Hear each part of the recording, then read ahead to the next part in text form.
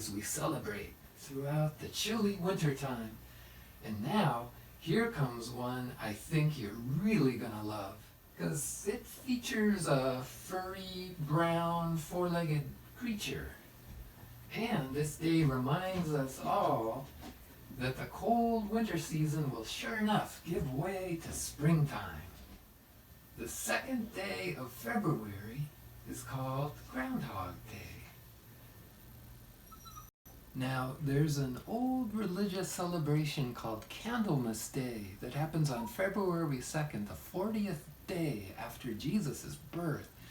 And a lot of cultures figured that if it's clear on that day, winter is going to last 6 more weeks. The Germans who came here to good old Penn's Woods a few hundred years ago saw a lot of these critters scampering around, called a groundhog or a woodchuck, a marmot, maybe a whistle pig, some places. And that guy came to be the star of the show. So today we have a couple nice books we're going to read. One is about Groundhog Day, in which another kind of animal stands in for the groundhog. And we've got a book where we can mix and match and make our own silly creatures. What do you think? This is a book called Groundhog Day by Margaret McNamara with pictures by Mike Gordon. We have this book at West Oak Lane Library over in the Easy Reader section. One morning, Mrs. Connor wrote a poem on the blackboard. If the sun shines bright on Groundhog Day, the snow will swirl until it is May. If the snow blows hard on Groundhog Day, the sun will shine before it is May. Today is February 2nd, said Mrs. Connor. Winter began 6 weeks ago. Winter will end 6 weeks from now. We are halfway through winter. But what is Groundhog Day? Asked Diana. Jamie raised his hand. If on this day, Jamie said, a groundhog can see his shadow, we will have 6 more weeks of winter. But if a groundhog cannot see his shadow, then spring will come soon. That is crazy, said Michael. Crazy, but fun, said Mrs. Connor. What do you think, Beto? Crazy but fun, huh? Like you.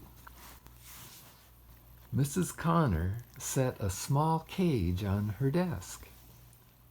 Is that a groundhog? Said Hannah. No, said Becky. That is a hamster. His name is Chester, said Mrs. Connor. He will be our groundhog today. Mrs. Connor took Chester to the windowsill. Chester will see his shadow for sure, said Raisa. I do not want any more winter, said Emma in a deep voice. Mrs. Connor opened the door to Chester's cage. Chester looked up and sniffed. Chester slipped out of his cage. He looked around. No shadow, cried Katie. No more winter, said Emma. Chester is not always right, said Mrs. Connor. But that year, that bright sunny year he was.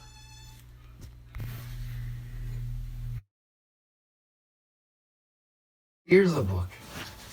Here is a book, Beto, that lets us make our own animals by taking half of one animal and half of another to make combinations. What if you crossed a pig with a chicken?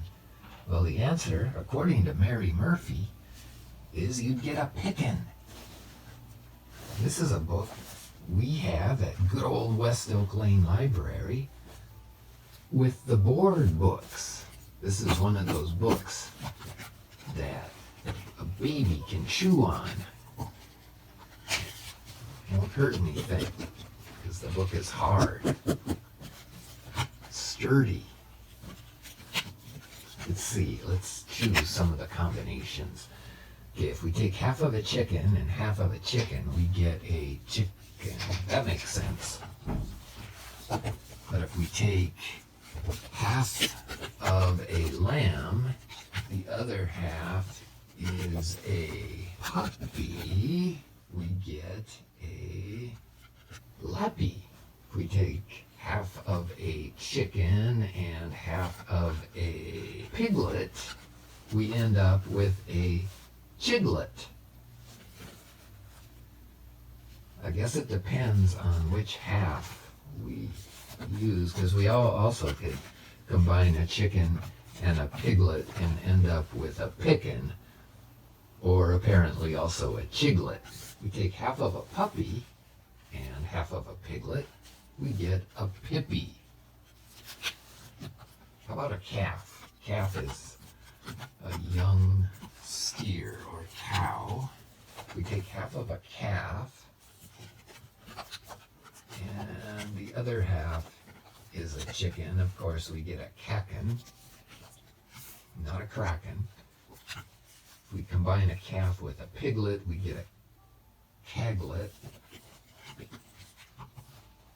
And if we combine the calf with a puppy, we get a cappy, of course.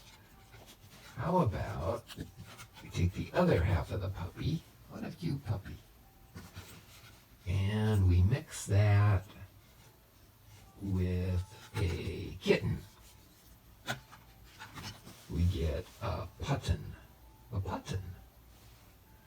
A puppy plus a piglet equals a puglet. And apparently a puppy plus a calf can also be a pulf. I don't know. Kitten plus a chicken. Well, that's a good one, a chicken. And what do you think? A kitten plus a puppy would be, on the flip side, might be a kippy. A lamb plus a puppy. This one might be the cutest one of all. A lappy. So that's just a taste of the book called Pickin' by Mary Murphy. You could read this book for hours, I think, and you could come up with endless combinations, Beto, of different kinds of animals you could make. And that's fun. It's not the same book for everybody, because everybody can use this book differently. Get something different out of it. That's what we love about books. Beto, do you see your shadow? No, you're looking in the wrong place. There, do you see it? Hard to tell. Beto, how much more winter are we?